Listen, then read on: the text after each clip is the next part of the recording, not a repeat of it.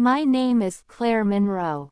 I used to work as a senior analyst at Harper & Klein Holdings in New York City. I was good at my job. In fact, I was the best performer in my department for 3 years straight.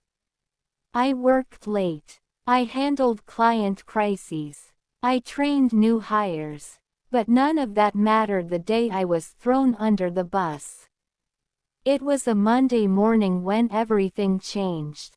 My boss, Raymond Gilmore, was pacing like a wolf in the glass conference room. I remember how he looked at me through the frosted glass before motioning for me to come in. My heart sank. The way he looked at me, like I was a problem to be fixed. Inside the room, he dropped the news like a bomb. "We've discovered irregularities in last quarter's reporting," he said. "What kind of irregularities?" I asked. "Ones that suggest fraud." I blinked. My mind was racing. Fraud. I had managed that project. Everything I had done was clean. I triple-checked every entry.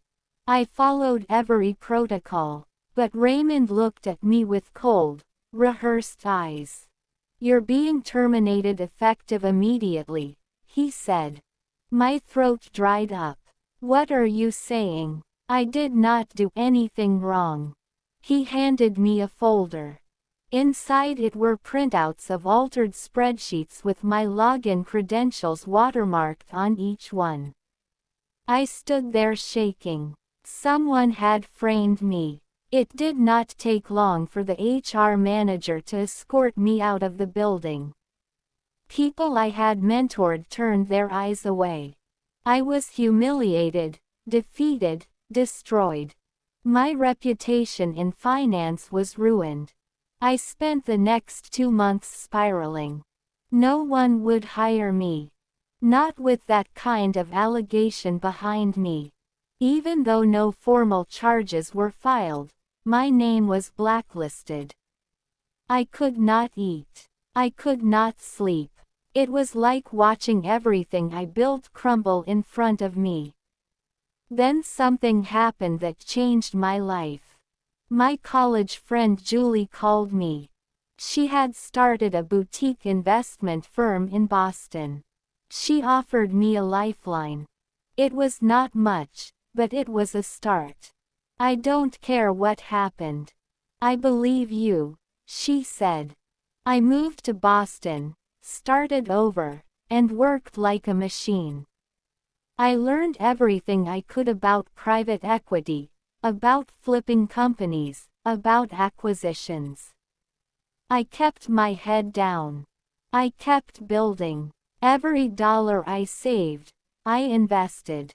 Every opportunity, I chased. 3 years later, I co-founded a fund with Julie and a few other women in finance. We called it Ember Capital.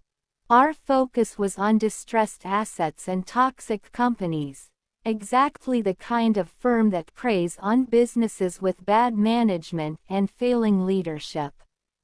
You know what company showed up on our radar 6 months later? Harper & Klein Holdings.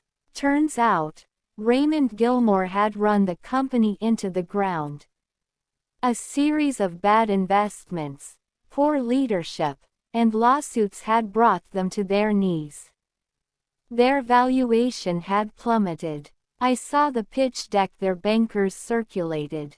I smiled the moment I saw their balance sheets. We put in an offer through an alias firm.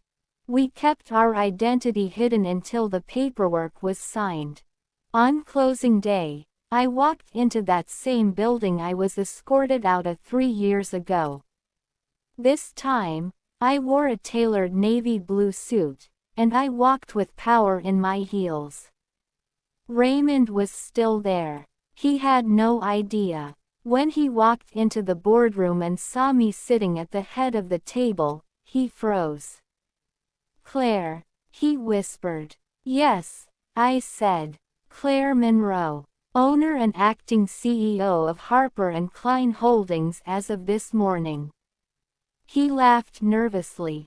This is some sort of joke. No, but what you did to me 3 years ago. That was a joke. A cruel one. I had nothing to do with it, he said quickly. I slid a folder across the table. I found the original server logs. The IP address that altered those spreadsheets belonged to your home network. You forgot to cover your tracks. His face went pale. You ruined my career. But you built the fuel for this moment. The room fell silent. I let him go that day. Not in anger. Not with shouting. Just a signed letter of termination and a smile on my face. Today, I sit in the corner office of the company that once destroyed me. I turned it around. I rebranded it. I hired people who were honest, talented, and loyal. And sometimes, when I walk by that old conference room, I smile. Because revenge is not loud.